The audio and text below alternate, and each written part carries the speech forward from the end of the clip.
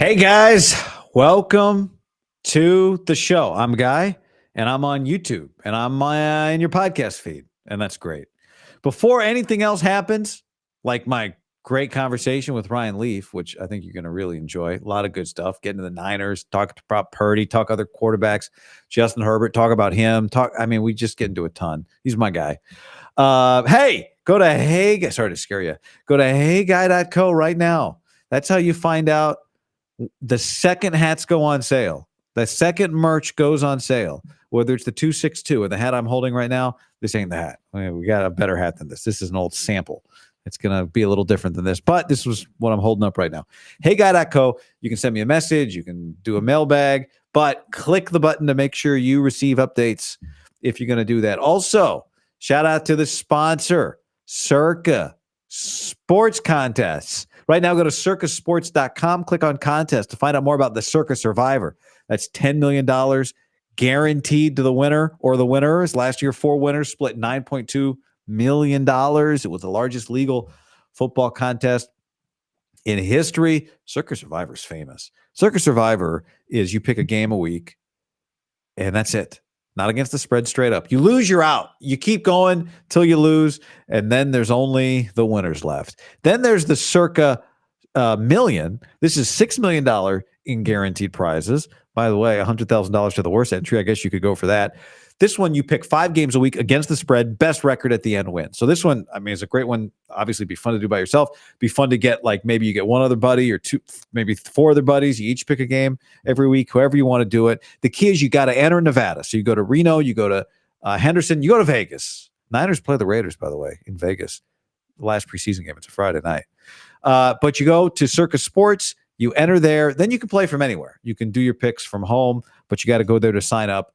Go to circasports.com. Entries go all the way into early September. Circasports.com. Click on contest. Find out more. You got any questions, ask me about it. Otherwise, it's time to move on. I'm not going to do too much intro here because the intro is coming up, but I'm excited about this. I think you're going to really love it. I always love catching up with this guy who I've spent a lot of time with over the years. It's Ryan Leaf. Here we go. All right, very excited about having Ryan Leaf on. When he comes on, the first thing he'll say is, "What took you so long?" That's guaranteed, 100%. But I'm very proud to call him a friend. We worked together for a long time and had some really fun professional and personal experiences. And if you're a football fan, or maybe even if you're not, although you're probably here because you're a football fan, you've probably seen what he's been up to the last few years.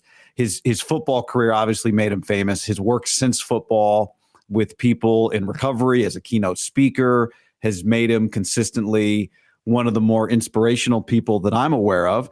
And I know that he's okay with that work, which is very important to him, sometimes overshadowing the fact that he is an excellent football analyst. And it's great to have him now. So this is your first show. Leafy. Am I your first guest? Yeah, you're the first guest on my first show. This didn't exist beforehand, and it's great to have you. Oh, it's so good to see you, buddy. We did this for like 4 years. When the Pac-12 conference channel started, Pac-12 This Morning started up. You and I on Sirius XM radio. Yep. Yeah, it was the start, and I remember when we talked on the phone for the first time. Like it was, before it was even a reality, figuring out if we were going to be a good duo together. And which your wife Anna said no, she didn't think it'd be a match, not a good match. She did not think that we synced. She was a Kate Scott fan. That's right. Which would have been great. Yeah. And I'm a huge Kate Scott fan too. Same. But it worked out really well. We did it for a long time. We got to call, my first games ever were with you. And doing a spring game, up at Oregon. That's right. The first time I ever called any sort of game, and that was with you. So, yeah, a lot of firsts. So I'm glad I could be your first guest on your first show ever. It's awesome. Yeah. It was your first time. I don't know how long it'd been since you'd been back to Pullman, Washington, but we went up there for a football game, and that was a very powerful experience for me to see you. And Anna was there with you. She'd never been, I don't think, to Pullman. So to see you go through that, and they play, I'm always a sucker. I've told you this. for that at any time that we have Kook fans that I have Kook fans that watch and listen, but they play this Andy Grammer song called, is it Back Home or Welcome Back Home or something like that? And they have a montage of all these, former Cougs in there. And I know you had a complicated, I didn't mean to start with this, but you had a complicated relationship with the institution. You weren't in the video, then they put you in the video, then they bring you back, they put you in the video, they put you on the screen. That was a pretty cool thing. Yeah. Because guess what? Like, what? Washington State is everything to me. Like, this is awesome. This is breaking news for you on your show here. So last year, when Washington State and Oregon State were undefeated and they were playing each other, and College Game Day decided to kind of shit all over them. Oh yeah, you got into an internet thing. I got into it. I was like, I wasn't having it. I was like, you're here to celebrate. And ESPN essentially asked me to stop calling games for them. And I said, that's about right. I don't think our values are aligned, and I think it would probably be good that I not call games for you guys anymore. And Anna grabbed me, a couple days later, and she was just like, I've been around you long enough. I've seen what's gone on. Washington State would have never done that for you. Like, they wouldn't have stood up for you where they would have lost something that they loved. And I went, like, she's absolutely right. Because when I got out of prison, like, Bill Moose's mandate to his second, which was Jason Gesser at the time, was don't have Ryan anywhere near Washington State stuff. Like, he's toxic. Like, no. And the moment Pat Chun walked in the building, he's like, no, that's not how this works, right? This dude's the reason Washington State. And he just welcomed me back in open arms. I mean, and put me in the Hall of Fame. And so there has been a complicated relationship, but I have this incredible loyalty where I'm willing to go to bat for them no matter what, because I feel like they gave me everything. And there's sometimes I got to check myself because they haven't at all the time. I don't think the fan base hasn't always. I think the fan base had always, just locked me up and carried me with them. But yeah, there's a complicated relationship. So that was, those meaningful moments, and you got to experience one of them when they put me up on screen. And yeah. So it's always great to feel part of something. That's all I ever wanted, was to feel a part of something bigger than myself. And being a Washington State Cougar certainly meant that. What was the burger place we went to? The Coug? Oh yeah, the Coug. Now it doesn't exist. I think they shut it. Really? I think it got shut down. Unless somebody came in with some NIL money and got it back going. I would assume that's maybe the case. This time of year for people that do what we do, June, can be a little complicated because this is when people are getting hired. People are, jobs are, you're trying to get, whatever. So I know we can't probably talk about everything you're doing, but you're on Good Morning Football a lot. Yeah. You're excellent at that. You've done a lot of college football TV. You do a lot of Westwood One radio. You're an excellent analyst. You're very smart. That's what I always tell people. Like, your memory is like, we would talk when we would do like Pac-12 stuff. I'd bring up somebody's name. You're like, oh yeah, he had 7 targets in 1996 and the blah blah blah blah blah blah blah. Like, bro, and it took me a while to think. At first, I thought you were foolish. Like, before we did the stuff on video, I thought you he's on Football Reference right now, like looking it up. And then I'd see it like, oh, it's just there. So is that photographic? Like, do you think a quarterback cannot have that kind of mind and succeed? I don't think so. I think it's called eidentic memory or something like that. It's where you see something, or it's like almost visual, and it's right behind your eyeball. But there are times, and I think there is there's a line of trauma to it too. Like if it was a traumatic experience, like I don't remember. I couldn't go through my NFL career with the games that I played and give you the same type of statistics. Yeah. That I could around games I played in or grew up watching. If there was a line of something that linked to trauma for me, I think it's odd. It is. And I do think being able to articulate it was not something that was there either until I got my tumor removed. And for whatever reason. When did you have a tumor? It was 2011 is when it was removed. So well after your playing career. Yeah, it was. But it was brain trauma related, of course. Why wouldn't? So I have a brain tumor on my brainstem. And after that was removed, there was an ability to articulate my thoughts differently. It was. And because I look back at like pre-prison, pre-tumor being removed, and there was a lot of ahs. It just was different in how I articulated it. And for whatever reason, 10 years ago, removed from all of that, kind of starting over, I do think going out and speaking in public has changed a ton, because it's the outliers idea of 10,000 hours of doing something you become. Yeah. But it was different. It was not the same. And so I think maybe some memory because of the trauma that was there and relieved or something, released from removing most of the tumor, I think actually had an impact on how I absorbed information, recollect it, and then articulate it to the masses when I talk. Yeah, which is another thing I mentioned. Some of it's sports, like you talk to. I mean, what's your schedule like? I'm guessing you're going to talk to Florida State. You're going to talk to we got a good State. one. We went deep this year. Usually we only do 5, and right now we're kind of locked into like an East Coast trip. Like I'm going to get in the car. I might take MacGyver with me and my son, who's now going to be 7, and I think he'll be probably able to appreciate it a little bit. First stop's Penn State, West Virginia, Marshall, North Carolina, Florida, Florida State, LSU, Ole Miss, Texas A&M, up to see our old friend Jonathan Smith at Michigan State to close. That's awesome. So it's a big August for us. It's something I incredibly enjoy for a multitude of reasons. Of course, being able to give back, be part of the solution, make a difference. But then, the swag that comes with it. Like, you don't even have to pay me like an honorarium. Just, you can pay me in swag. I'm good to go, bro. I could, that's what fuels me for the next 2 years. Hell, I'm wearing my Utah State shirt right now. Yeah. Blake Anderson. Right. Yeah, I really enjoy that. And it does something, because you're in this business.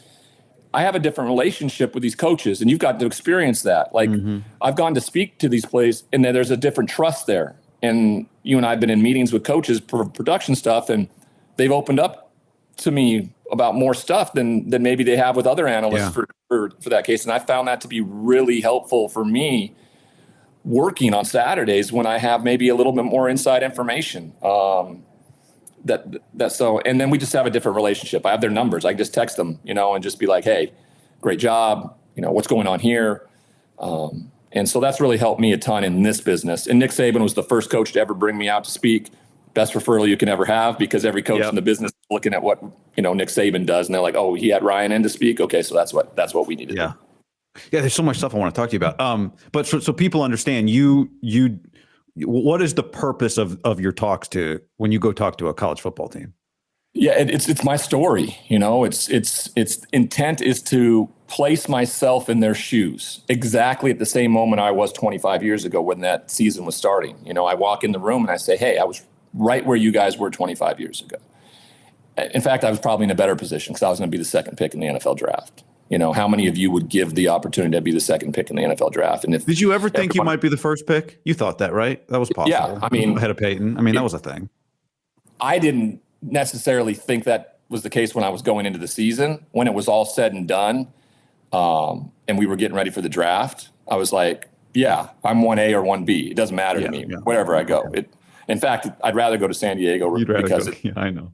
It's the beach, it's the babes, it's the money. I don't want to go to Midwest Indiana and, Sure. Who wants to play Marshall Falk? I wasn't thinking about the right things, right? Marshall Falk and Marvin Harrison to work with. So there is, the immaturity part of it. But yeah, I was in a really good position. So I come in and talk to them about the understanding of where you're at. Every player in that room thinks they're going to go play in the NFL and be a star and a Hall of Famer. Everybody does. You bring them back to reality a little bit and talk to them about how there's 27,000 players ever in the 100 years of football. There is, 1,000 players that have played 8 years in the league. There's 372 Pro Football Hall of Famers ever.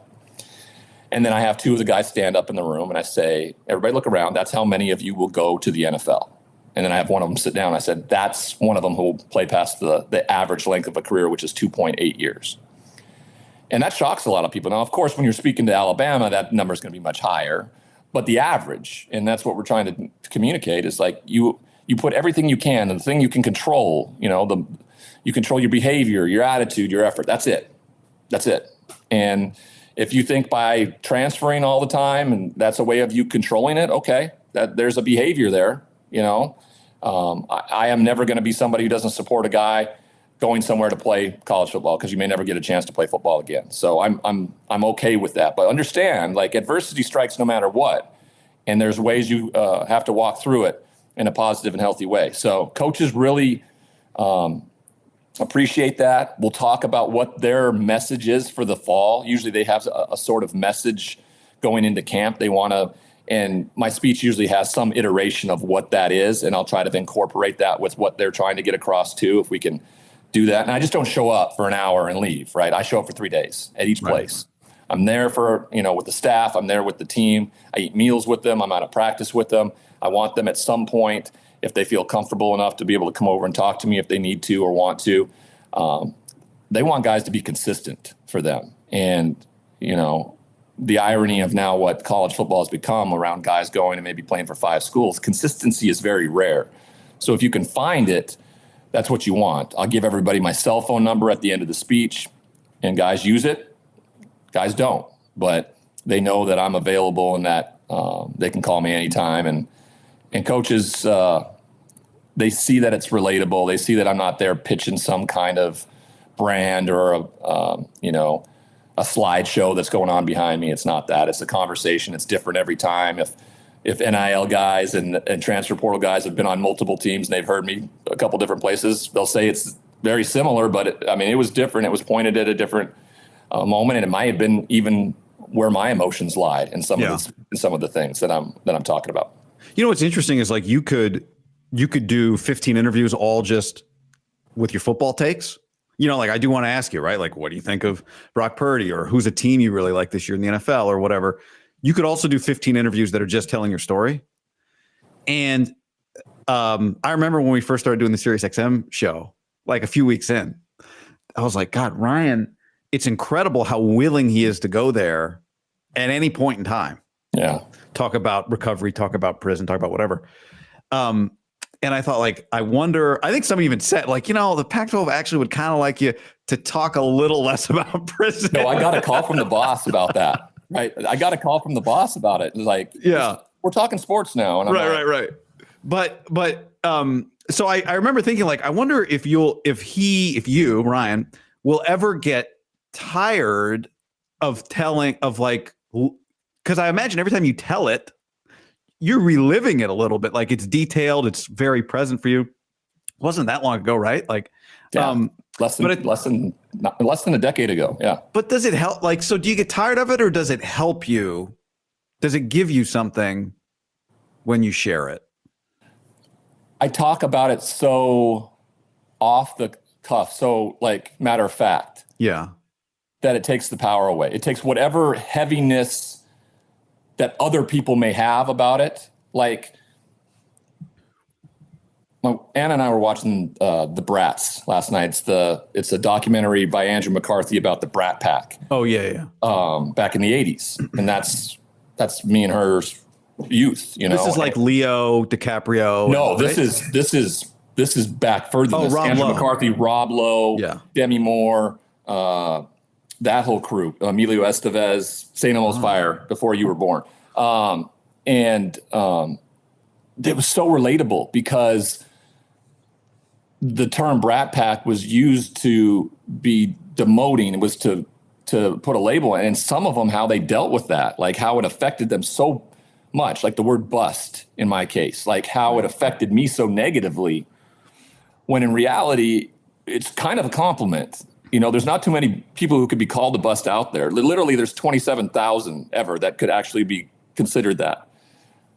It's just all about how you frame it, how you look at it. And I talk about things so matter of fact, especially around prison, that it takes people by, takes them by surprise a lot of times. And there's a double take, and it removes the power. So yeah, it's emotionally draining to talk about things sometimes. And I want it to be good every time I do it. So I put everything I can into it.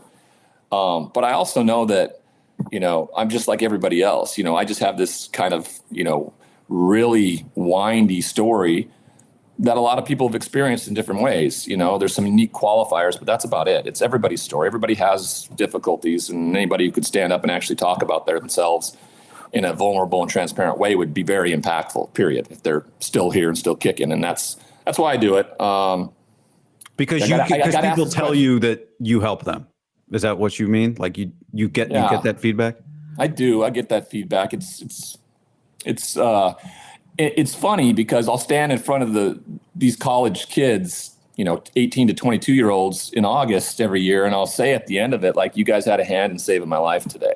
And there's almost a shock on their face, like, what the hell is he talking about?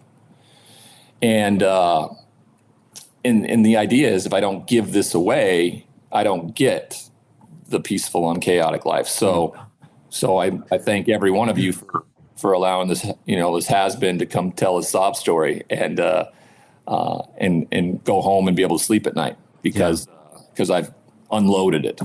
I feel like people are sick and tired of hearing it.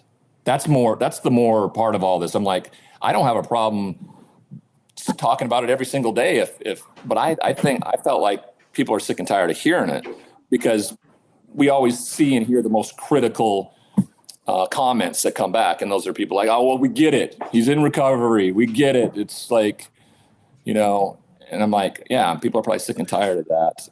I heard, I saw on YouTube, the algorithm kicked me an interview with a couple of the guys from the TV show New Girl. Remember that show? Yeah.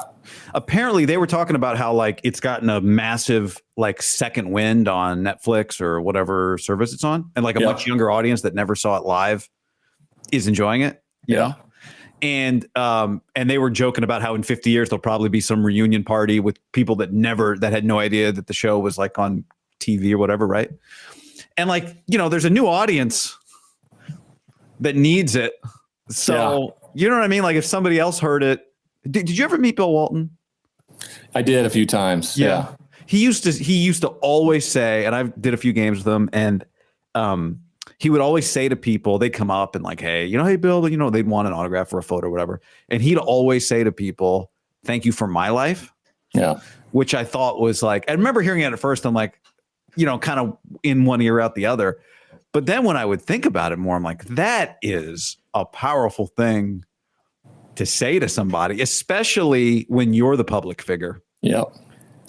And that's pretty much, I heard that about him, and I heard that many times. Roxy told me, of course, and Pash, for all the fun they had with him, the back and forth, there was just a real, humility to him. And that was something that I think it's important for people to get. Like, I don't think I'm more important than anybody else. Old behavior always crops up. It always will, right? You've been placed on a pedestal this long in your life, and you may look at or view something in a way that makes you feel like you're superior, and that's something I used to do a ton of. And so that's the big reason why, like, I do not at any point ever want it to be about me anymore, though the story tends to be. It's about how you can relate to it. And the fact that you are, you've watched you've got to see a lot of it. You're closer than a lot of people have ever been around me, and you've got to witness this. Like, what this life continues to give me from where I was 10 years ago is absolutely astonishing. Like it's a dream. It's not reality. How does that happen? How do you walk out of a prison cell 9.5 years ago with nothing? With not a dollar, with no place to go, no one wanting to be around you, no money, no jobs. Right. The next day in the newspaper in my hometown, there was a cartoon that read, Ryan Leaf's out, lock up your medicine cabinets. Like, that was like, I didn't have any hope. That's my hometown newspaper. Yeah. So how is that supposed to happen? And what we did is it just started one day. I mean, it's like the one day at a time thing around recovery is there's a truth to that, but this was just life. One day, and the next day built to this until we're at where we're at right now. And I think that's the most simple way to view it. I am incredibly grateful for what this life continues to give me, and it's astonishing that it continues to do so. You know, I brought something. Let's see if we can do this here. Of all the things that we got to do, one was I got to play Pebble Beach for free because of this guy. Because you're really good. He's a really good golfer. And in 2019, the year that Gary Woodland won the U.S. Open, they invited like a bunch of really good golfers who were amateurs, right? Like Ryan, to try and break 100 from the PGA tees, or the black tees or whatever, wherever the players were playing from. And like, oh, you can bring somebody. So I got to go play Pebble for free, which is, so I went back into the archives here. Hold on. I got this. I found this video. What hole is this? Is this 6? No. That's 9. That's 9. 9 along the water. Let's break down this swing. I don't think that swing looks very good. You were not a lot of backside in this swing. Yeah. I also was about 300 pounds at the time, or whatever I was. But yeah, that was. I went driver 3 wood on that into the wind. See, okay. So I was going to ask you this. I'm glad you just reminded me. Could you go, speaking of like the way your brain works, can you go back and you take me shot by shot? Do you remember what hole we started on? We started on 1. I remember. 2, 4. We started on 4. Correct. Yeah. I only remember because I part it. But so we started on 4. See, that's crazy. So how do you remember? Like, what do you see? I see the course. I see the course, and I see where my ball went for every shot. But I just mean like generally, like if we're talking like you're trying to remember a play from the playbook or whatever. Yeah. Do you see it? Do you I hear some people see in colors, some people, I don't know. But like, what is going on in there? So I see the route. So I see it drawn. That's how I see it. Okay. And then I have to go out and run it, and I have to see where the player is, where they finish, and where my read is. So if I'm, X, Y, Z, F, whatever it is, that's my progression. That's my read, depending on coverage. That's how I remember things. I'm a very visual learner. So I have to see it. I can't necessarily be told he's running a backside post dig there and me then to go out into the game. And the NFL was a little bit of that, where you may have not practiced a play during the week, but it was installed. And then we call it in the game because you get a certain coverage. And I had never run it before. And that was something so foreign to me, because I was like, why are we putting in new offense? I remember when we put in new plays every week in college, but it was still the base offense that what Mike Price had. Like, 90% of what we ran during the week was what we've been running for the last 4 years, with a couple of additions that maybe gives us a chance to beat what they do within the nuance of our offense. It was almost completely different. I remember when Mike Riley started doing that. Kevin Gilbride was more, this is the offense I run. I run the run and shoot, and this is how we're going to go about doing it. And there's options on every single one, no matter what kind of coverage you get. When Mike Riley took over in San Diego, it was a new offense every single week for whatever team we were playing. And that's just a recipe to be, turnover friendly and not knowing where everybody is and what everybody's doing. And so, for me, I'm a real visual learner. It's when I lay out my charts, kind of like how you do, but I put the defense above the offense, and I put it in whatever defense they play in, whether that's a 3-4 or a 4-3, depending on, so I see it visually like that. So when a play happens on the field, I know exactly where I'm looking on my chart to know who made the tackle, who was ultimately there. That's just how I learn and how I go about it. So same thing with golf. We just got back from Bandon Dunes for Joey Harrington's golf tournament this weekend. How'd you do? Who was your partner? I won. So people who don't know, this is a big deal, this golf tournament, right? It's like a Pac-12 challenge. Yeah. Who'd you play with? So Michael Bumpus from Washington State was my teammate. Oregon had Justin Herbert and Joey Harrington. Does Herbert kill the ball? He's now, because of the injuries the last couple of years and the surgeries and stuff, he's kind of, fighting things to get back. When I played him 3 years ago, he hit it 30, 40 yards further than me. And you hit it far for people. And I hit it far. I don't swing as fast as these guys because I'm long. I just feel like I have a longer, more controllable swing. But yeah, USC was Matt Barkley and Billy Turner, and UCLA was Danny Farmer. I don't think they had another. Oh no, yeah. How could I forget this guy? Jonathan Ogden was the other guy. Utah is Steve Smith and Kevin Dyson. Oregon State, Sean Mannion, Johnny Hecker. Cal, Ryan the Long. punter quarterback combo's got to be pretty good. They finished second. Okay. They finished as a team. Yeah. Washington State as a team finished sixth. We were in second going into the final round, and let's just say that the match plays for Mr. Bumpus and his teammate weren't great. Oh, okay. But you won the individual. But the individual, yeah, I shot 75-73, and almost, I could have shot probably high 60s if I just putted better. But I'm on 16, which is a kind of a shorter par 4 where you have to lay up or go to on abandoned dunes. I drove the green with my hybrid to about, and we didn't think it got there. We thought it landed in like the clay and the dunes. And we get up there and it's like 8 feet, and we bury it for eagle 2 on the par 4 there. So yeah, we closed well. I have an absolute blast doing that. Joey puts on a great thing. Raises money for kids to go to college in the Oregon area, and he's got tremendous backing from some of the best sponsors around. Nike and Safeway Foundation and Tillamook Cheese, and it's such a fun event. That's cool. What's your you got a Herbert Harbaugh? Harbaugh, he steps in, man, and like you're in a conference championship game within. Now we saw it here in the Bay Area immediately, and that was Alex Smith was like much further along in his career and had endured a lot more failure.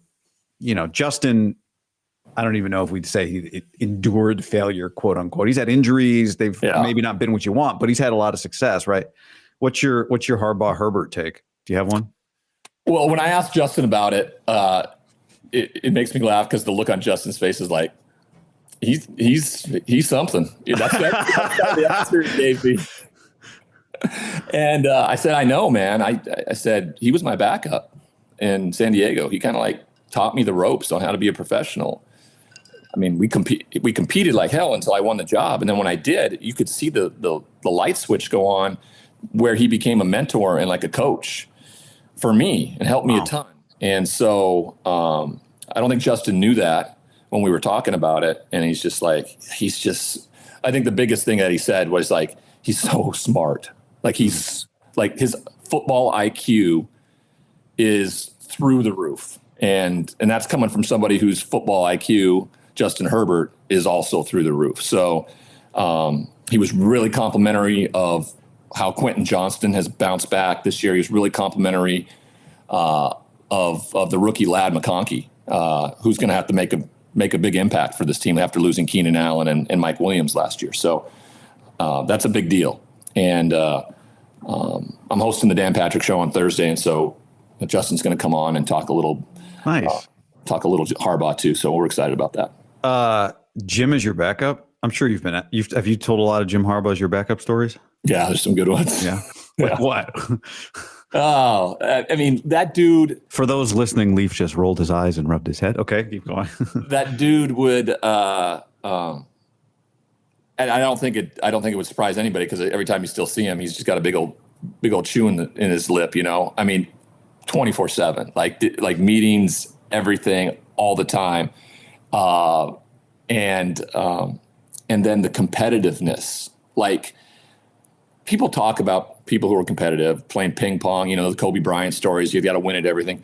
This dude had to win at everything. We would play these quarterback competition golf things on Tuesdays, our days off, and the competitiveness, the if you even thought about moving your ball or removing a piece of grass in front of it or something. I mean, competitive, and that's why I think he's been such a great coach. And it's a family, and to hear him after winning the national championship this year, when we ran into each other, he said, I finally have a seat at the dinner table at home with a brother who's won a Super Bowl, a dad who's been a national champion as a coach.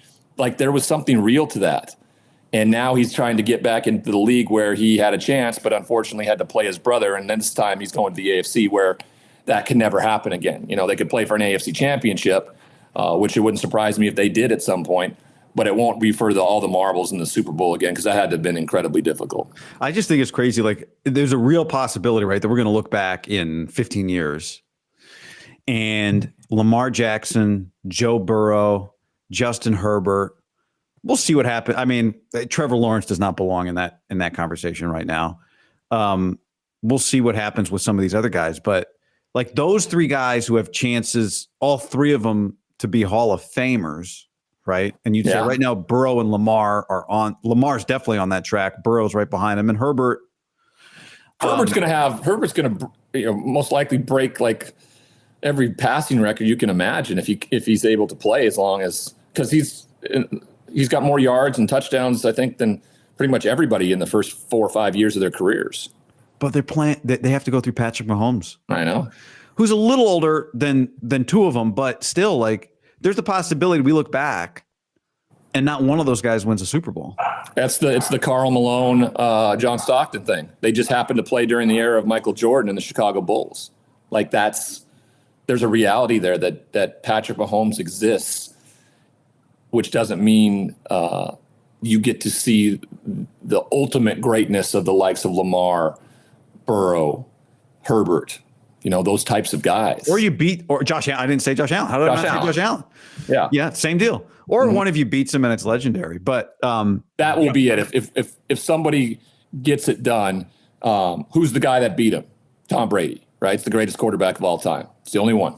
And so if you do that, you are in rarefied air in terms of being alongside the likes of Tom Brady as someone who was able to take down Patrick Mahomes in the Super Bowl.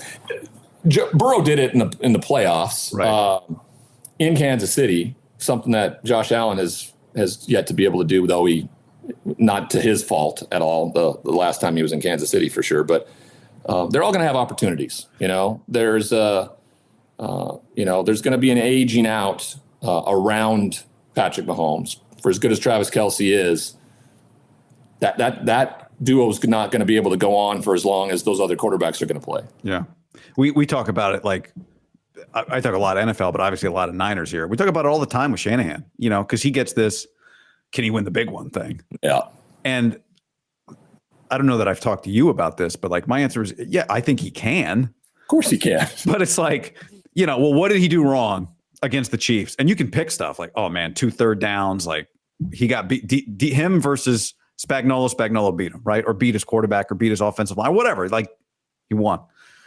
But there is, and no, this is never a satisfying answer. There is a part of it where you might at the end just go, Mahomie, I don't know. Yeah. What's your Andy Reid, this time Spags. There is something to be said for what Shanahan does in his belief that his way is the way. Like in that game, the amount of targets that Samuel got versus what Ayuk got, I think Ayuk had 2 targets in that Super Bowl. Like that's who needed to be. I'll check that number. I thought it was higher than that, but I only thought it was, well, Debo was targeted like 12 times or whatever. And was getting eat up. Brandon was standing at times all by himself after beating guys out there. It wasn't like he was getting locked down like Debo was. And for whatever reason, Kyle wasn't pivoting through that process. Debo had 11, Ayuk had 6. So half, and that was how they win, those types of things. So those are the like the subtle, the little things that I think that lend themselves to that conversation. That, Dan Quinn gets the brunt of the Atlanta loss, but I mean, if Kyle Shanahan doesn't throw the ball on one of those dropbacks to Matt Ryan, or if he decides even to take a knee instead of run the ball on a play there and kick a field goal attempt, like they win that Super Bowl, So there's something, there's an anchor that weighs to that.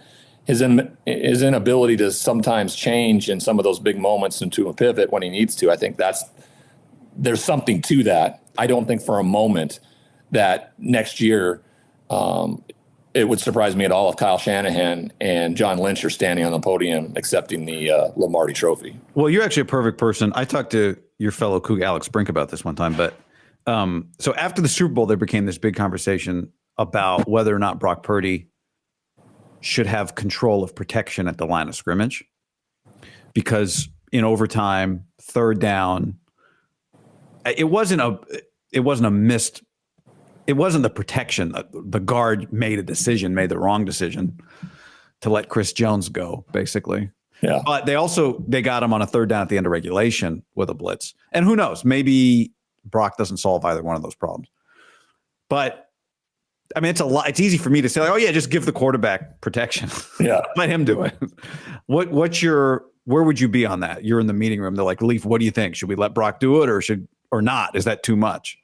Yeah, definitely. He can carry that. He is incredibly smart. And this will be his third year in the offense. Okay. So it wouldn't surprise me at all if he has a ton of leeway at the line of scrimmage this year to protect himself, to do some different things, and not to move away from what Kyle Shanahan does, but rather to put them in the best possible Shanahan type of play and flat out being better. That's why I think this team can be better. That's why I believe they have to sign Brandon Ayuk. I think that's a necessity for them to get back to where they need to. Juwan Jennings is a dog, and Debo is, Debo, right? There's games where he just disappears sometimes because what they ask him to do and get him the rock sometimes isn't necessarily conducive to what the defense is producing. What Brandon Ayuk can do week in, week out is win. George Kittle, this team is stacked. Okay. So if you give him the ability to put them in the best possible position once that play is snapped. And I heard Tom Brady say this previously. He's like, I hope when my career was all over that when I walked up to the line of scrimmage, before I snapped the football, I had us in the best possible play to win. That was all he was working towards. And he always did. Now, whether they made the play or not, regardless, Brock Purdy's smart enough to do that. How do you know? What he did at Iowa State. What he did at Iowa State with that offense. Okay. And he started as a freshman to do all that.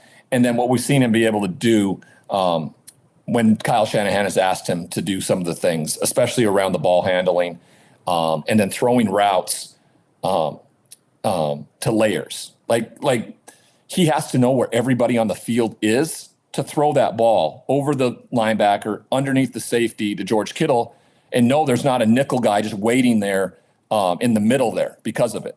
He's seen it. He's watched it on film. He understands where all 11 defensive players are at. And if he knows that, if he knows where all 11 are, he can protect it. Like he can do that too. He knows the offense. He can then figure out what will be the best protection. And Christian McCaffrey's one of the best in the business at protecting at the running back position. So you start sicking him on guys that are normally coming free or doing things differently, they're going to be less willing to come in with their nose down when you got Christian McCaffrey buckling that chin strap underneath them to keep him safe. It has to be his brain. Right? He's so young that it's like there's definitely more ceiling there for Purdy. It's his brain. It's right, because his arm maybe can get a little, like Brady's arm got a little. I don't know if it was his arm or just his mechanics made his arm better, right, as his career went on. And his timing. You watch any rookie quarterback out there or first or second year guy, how much longer they hold on to the football than when they are, veterans. Tom Brady was better than anybody. When he held on to the ball, he was so deft at moving around the pocket to then let it go. Otherwise, the ball was out. I mean, Peyton Manning, like when he knew the play was over, there's no chance that they were going to be able to execute what they had designed, he'd toss it towards somebody and just fall down. Sometimes he'd just fall down, take the sack. Like his offensive lineman did not like that, but he did not care because he was like, I know what the result is here. I get hit from behind, the ball comes out. I'm not fleet of foot. Like I'm not running away from anybody or anything like that. He understood. All right, they won. Let's go back. I'll have the best possible play at the snap the next time, and this time I'll make the play. And that's what makes the great quarterbacks. Man, you are very. I don't think I realized how bullish you are on Brock Purdy. I've been, I mean, if you've listened to me over the last 2 years, I've hated I'm done with it with people. And they're saying like anybody can fit in that offense. You're an idiot if you think that. I mean, you just are. He's incredible. He's galvanized that team immediately, stepping into a moment where he was the last pick in the draft and no one expected anything. I think the expectations aspect of things has helped him a ton. But then he goes out and is great, and everybody looks around and tries to find fault. The idea, and what I think this stems from is the stigma that scouts didn't see the greatness, therefore there isn't greatness there. It's being placed upon him. He was just as good as any of the guys up there. For whatever reason, like you're a 4-year starter in college, you winningest quarterback in Iowa State history with a bunch of great quarterbacks that have come out of that place. The leader, right? You go ask Breece Hall about him. You go ask, Hutchinson about him. Any of the guys he played with, they're all like that guy. I would go to war with that guy over anybody. And everybody in that locker room. And when Trent Williams started just looking around going, why you got a problem with my man 13 here, Yeah. But things change, right? When you the conversation then becomes what happens when it's time to pay. There's no quarterback gets paid like the middle amount, it's all or nothing. So can he become that guy? This for me is the Tua Tagovailoa conversation. I feel like in the eyes of a lot of people, they both have similar positions in how the fan bases and maybe people outside the fan bases look at and view Brock Purdy and Tua. Tua led the league in passing yards last year. Was about as explosive, throws a fade better than maybe anybody in the NFL. And he has 2 of the best receivers. Well, that's why. He has 2 of the best wide receivers and the coach that puts him in a position. Same thing with Kyle Shanahan, best running back in the business, got great tight end, great wide receivers. Quarterback's just distributing it, It's just game managing it. So if we could find a player, Trey Lance is available in the draft. Let's go get him because Jimmy Garoppolo can't get it done. All right. Not to even fault the idea that they let Tyreek Hill get behind him on 3rd and 30 or whatever it was in that Super Bowl against the 49ers. Like the defense, has some culpability in what goes on. Those that got held, someone will put in the comments. I just have to say that. Yeah. And so if and when his contract is up, he should be paid whatever the top of he should get the Trevor Lawrence deal. He should get that deal because he's the franchise quarterback. He's the face of the San Francisco 49ers at the quarterback position. The 201 for me, I'm a fan. I think you think Brock's better than Tua. I think it's a common opinion, but I think they're I would argue that they're very similar. And when I say that means they're a franchise quarterback. And if that means the going rate is $55 million a year, then yes, they're both worthy of being paid. When you are an owner, when you're a coach, when you're a general manager, and you got your guy, you pay him now. So I would expect Jordan Love to be paid here before the season starts. We saw that Trevor Lawrence, that was a big conversation because I'm like, Trevor Lawrence is the face of that franchise. He is the franchise quarterback. Stop trying to move this around and make him not that guy. He is that guy. I don't care if you don't like his stats. This team has been an absolute dumpster fire, and he's been trying to right it the whole way through, okay? So if you have the guy, then you pay him. If you don't, if you have any semblance of thinking that there might be something better out there, then you get off it. You just do. You can't wade in that ambiguity as an NFL franchise because you're never going to win anything by doing that. What's your where you at on Caleb Williams? I think he's great. I don't know. I have zero quantifiable evidence on how he'll deal with failure on the highest level because they've positioned themselves offensively with some great players around him. So if this team is sitting at 4-8 after 12 games, how that's going to be a because it's a playoff team in my opinion where they improved the defense, how they added to the offensive. it was a playoff team with Justin Fields as starting quarterback this year. Let's put it that way. Justin Fields not there. Caleb Williams is. This team better be for sure a playoff team. And there's a lot to wear that. I just don't know if there is a way for him to clear this bar that's been set for him, unfortunately. The expectations that exist for this young man. And that's unfortunate, and it's a high bar being the number one overall pick. But this year in particular, for whatever reason, it was like it was him, and then there was this great divide until the next quarterback that was available. And I thought there was a real conversation to be had around Michael Penix Jr. being the best quarterback in the Pac-12 the last two. Wow. So that's a real thing for me. So I don't want him to fail. I would have loved to seen them bring in a veteran quarterback and have him sit for a year and have this team have some success. But that's not going to happen. Tyler Bagent's going to be the backup, and they're going to go to war with that mentality. So unfortunately, Eberflus, is kind of, I don't know if they got it. If Eberflus got an extension with another quarterback, a young quarterback, if they could have a losing year and him still have the job a year later, I don't know.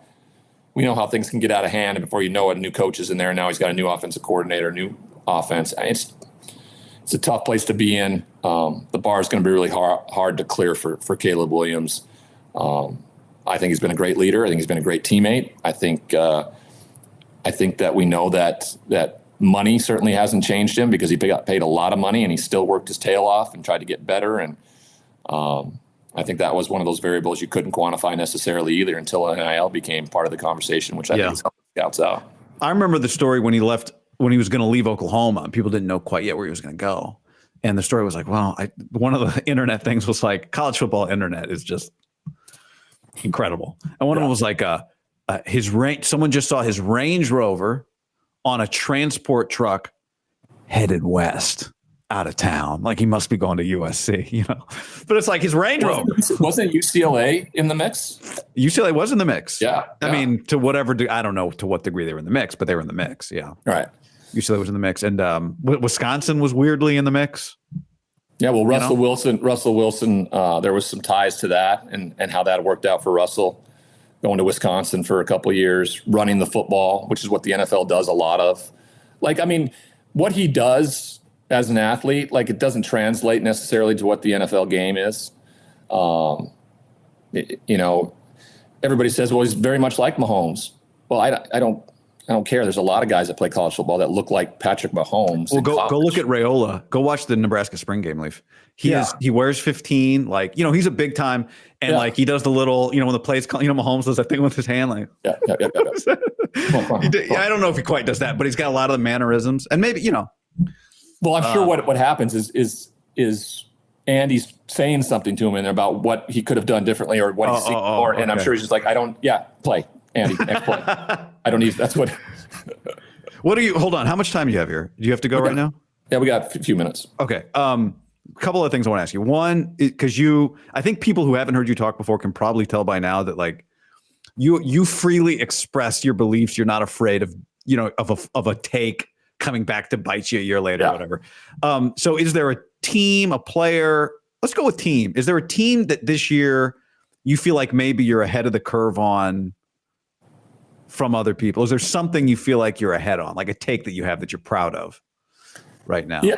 I mean, I don't think this would be probably, too out there, but I think the Green Bay Packers are going to absolutely bum rush the NFC North. Really?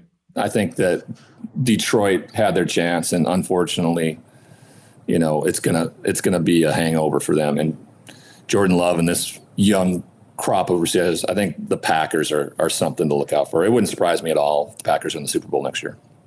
I think Hafley's probably the part of that equation that doesn't get talked about enough. No, you're a Jeff Hafley guy. There's a defensive mindset to that. Keyshawn Nixon is a returner, and what he's been able to do at the safety and kind of outside linebacker. I don't think enough people were talking about him last year and what he was able to do on the defensive side of the football. I called that New Year's Eve game where they destroyed Minnesota, and he was everywhere defensively. Like, this defense is going to improve. And yeah, Jeff Hafley is a big a part of that equation. All right. I told you before, I texted you today and said, one thing when I have somebody on, I mean, you're the first person that I've ever had on the show, but is I just want a recommendation, and it can be truly anything. Oh, I had one other question I didn't ask you. Do I have time for two more questions? Ask the question. Do you have a personal mantra? It is what it is. That's your, but I mean, like, that's, you say that to yourself. Yeah. No matter what happens, no matter what, you feel like you've been cheated or you feel like someone's out to get, hey man, it is what it is. All right. I'm going to deal with it.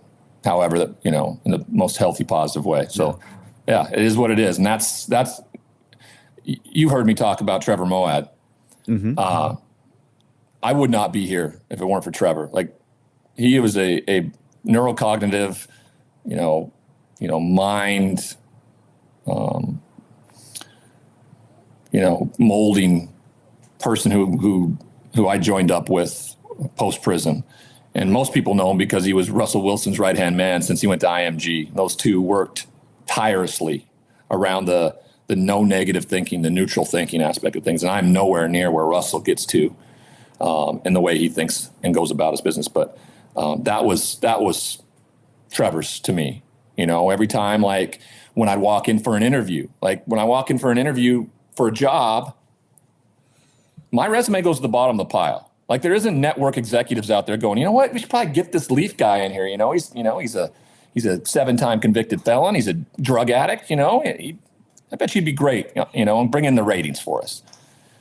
No one wants that. Like, so my name goes to the bottom, and I would come back after an interview or something like that. And I'm like, I'm just not getting a shot. And he was like, it is what it is, Ryan. You committed the crimes. You did the things. There's consequences to those. It is what it is. What are you going to do about it? And what we did about it was we worked harder. I worked my tail off. So I made myself indispensable because they don't want to hire me. They don't. They're like, because they think it's risky. They think it's risky. It is risky, right? I was in a prison cell 10 years ago. I say some stupid shit sometimes because I'm emotional still, and I still make mistakes like everybody else does.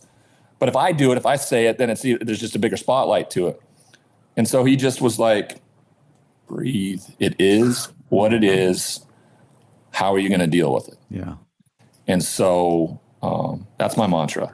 What I think has to be hard for athletes is it serves you so well when you compete to do whatever you're doing to prove people wrong. Yeah. But it serves you, I'm not always, there are times in life where it serves you better to be motivated by proving people right. Like people that believe, a booing stadium, any great athlete's like, bring that on. I love it. Like, it's fuel. But in real life, you walk into a restaurant, people start booing you. Like, that's shitty. That doesn't, I'm not about to finish the steak in 5 minutes to prove all these people wrong. Like, it doesn't translate to real life. It spiraled me out of it. I was in Vegas for the fight, and they were announcing celebrities in the audience, right? And the applause for everybody, and they announced my name, and I was so fearful around it because I knew what was coming. Ryan Leaf's here. The whole place just booed and hissed me. And my addict brain heard, not only are you an awful football player, but you are a horrible human being. That's how I interpret it. Yeah, they're not booing a uniform. No, they're not. Yeah. And that's hard. So when you walk into a room and you have actual footage of like you calling games and you doing the things that you love and that you've worked really hard for, and them looking at it going just like, we can't. It's hard to accept, but that mantra, it is what it is, Ryan. You can't change that. Your past, your present, your past is your present and your future. For whatever you want to leave in the background, for a lot of people, that's what it is. Your legacy is your past, regardless of what your present or your future ultimately looks like. People will drag that along and take it with them. And guess what? That is what it is. What it is. That's part of life, and you have to find a way to get through it. So our way to get through that was to outwork everybody, to just be better at what you did than everybody else. I may never be able to get to the levels of the Troy Aikmans or the guys calling Super Bowls and stuff like that. But you know what? That's still a goal. Yeah. Like, that's still where I want to get to. And that's where the work ethic is going to have to be for me to do that. And I just got to be better than everybody else. Somebody asked me yesterday, is the goal to call NFL games? I say, of course. But there's this weird thing where you have to really want the goal, but also understand, there's like 18 of those jobs. So is there a world where I can also find satisfaction with my career if I don't accomplish that one thing? Right. Yeah. Okay. I know you will. Your son from camp. Well, you will. You'll call an NFL game. The thing is, you don't want to call one. You want to sound like a multi-year. That's how you start, man. That didn't mean you're going to call. I mean, if I could, we could organize this. Thanks for the one, but actually, could we do it? They're going to realize that you didn't belong there, so you'll go back there. All right. I said I want you to give. What do you recommend? Anything. It can be anything. It can be superficial. It can be deep. Ryan Leaf, what do you recommend? Okay, this is going to be superficial. Okay. For most people, because you would think it's a luxury and everything like that. But go look at your spending for the last year. Look at how much you spent on eating out, Postmates, groceries, things like that. Ultimately, look at what that number is. That's what I did. It was astronomical. We looked up chefs who could come in and cook the right food for us. It's less money than what we were spending on eating. No way. Out. See, yes. No way. Yes. Well, at least maybe we were just eating. How many meals does a chef? I love this. This is such a high-end recommendation. It is such a high-end recommendation. Okay. Okay. It's 8 servings of 2 meals a week with a vegetable, a dessert, and a breakfast. All paleo, so it's all caveman style. No processed food, nothing processed in it. I started this after the Super Bowl in Arizona just over a year and a half ago. And it's changed everything. Okay. I'm an old dad. I'm going to be 65 when my daughter graduates high school. I want to be around as long as I can. And the things I put his in my daughter's not in 10th grade, by the way, just to be clear. She is 7 months old, by the way. So that's all right. That's my recommendation. It really is. Chef. Yeah. It's relatively okay. What a great rec. $1,400 a month. All right, less crazy. I mean, incredible. Yeah. All right. So there's Ryan Leaf recommends. That's the groceries. That's the groceries in it. So it's $1,400 a month. Groceries in. You were ordering a lot of Postmates. Now you moved to the woods of Connecticut. It's harder to get. We are in the woods of Connecticut, in LA, where you were before.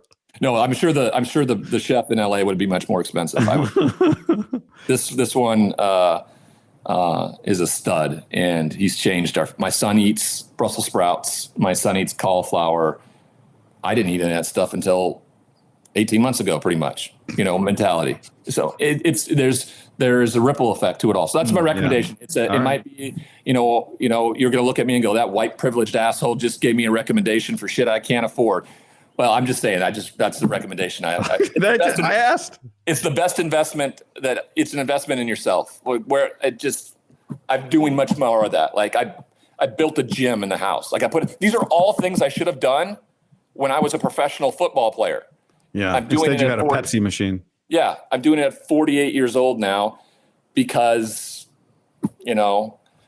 my wife probably thinks it's a vanity thing because I'm on TV and stuff. It's like he thinks he's got to look good on TV, because the camera adds 10 pounds. And, how many cameras do you have on you? Mentality. Mm-hmm. No. So. Didn't you have a soda machine? Like a big old Pepsi machine? Pepsi. Yeah, big old machine. They came in and refilled it every week. That's trouble. Yeah, that's a lot of trouble, especially when you like wild cherry Pepsi. All right. It's great to see you, man. You too, man. Thanks for having me. You've meant a lot personally to me, and you've helped my career a lot. So I'm always appreciative of that. And I'm glad we finally got to do this. You the same, man. You the same. You never know who your referrals are going to be. You never know.